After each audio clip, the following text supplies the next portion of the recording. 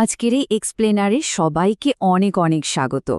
আজ আমরা এমন একটা জিনিস ডিকোড করতে যাচ্ছি যেটা অষ্টম শ্রেণীর ছাত্রছাত্রীদের জন্য রীতিমতো একটা দারুণ খবর। চলুন স্কলারশিপ বা বৃত্তির এই পুরো ব্যাপারটা একদম ধাপে ধাপে জলের মতো পরিষ্কার করে বুঝে নেওয়া যাক।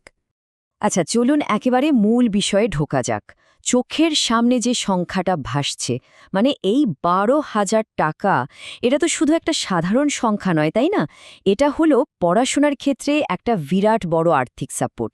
মানে শিক্ষাক্ষেত্রে বছরে এমন একটা অনুদান পেলে যে কোনো স্টুডেন্টের কনফিডেন্স কিন্তু একদম রকেটের মতো বেড়ে যায়।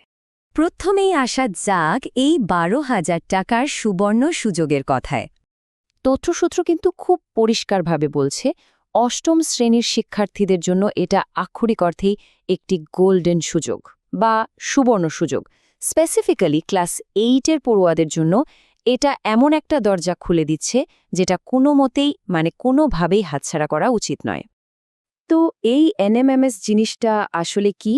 এর পুরো নাম হল ন্যাশনাল মিনস কাম মেরিট স্কলারশিপ। একটু ভেঙে বললে মেধা আর আর্থিক প্রয়োজন, এই দুটো দিকই মাথায় রেখে জাতীয় স্তরে এই দারুণ উদ্যোগটা নেওয়া হয়েছে। এবার আসি পরীক্ষার কাঠামোতে।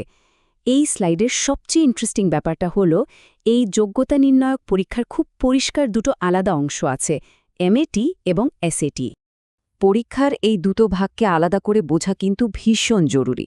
একদিকে আছে এমএটি মানে মেন্টাল অ্যাবিলিটি টেস্ট, এটা মূলত লজিক আর যুক্তির খেলা। আর অন্যদিকে আছে এসএটি বা স্কলাস্টিক অ্যাপটিটিউড টেস্ট, যেটা আমাদের চেনা রোজকার স্কুলের বিষয়গুলোর ওপর ফোকাস করে। এবার প্রশ্ন হল, এই পরীক্ষার জন্য স্মার্ট প্রস্তুতির কৌশলটা ঠিক কী হওয়া উচিত? কিভাবে এই পরীক্ষার সহজে উঠরে যাওয়া যায় তার একটা চমৎকার ব্লুপ্রিন্ট আছে।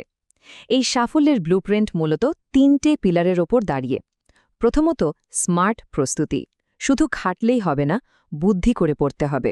দ্বিতীয়ত, প্রতিদিনের রুটিন মাফিক অনুশীলন। আর 3 নম্বর, সবচেয়ে ইম্পর্ট্যান্ট পয়েন্টটা হলো রিজনিং আর অঙ্কের ওপর সবচেয়ে বেশি জোর দেওয়া। এটাই কিন্তু আসল গেম চেঞ্জার।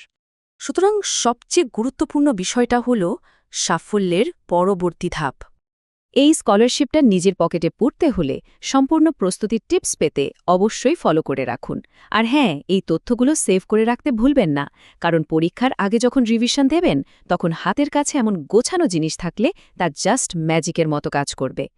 সবশেষে একটা গভীর চিন্তার বিষয় দিয়ে শেষ করি।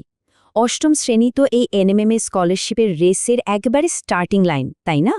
কিন্তু আসল প্রশ্নটা হলো, সাফল্যের জন্য যে প্রতিদিনের অঙ্কের অনুশীলন দরকার, সেটা কি আজ থেকেই শুরু হচ্ছে? সঠিক প্রস্তুতিই কিন্তু এই সুযোগকে বাস্তবে রূপ দিতে পারে। ভাববেন কিন্তু।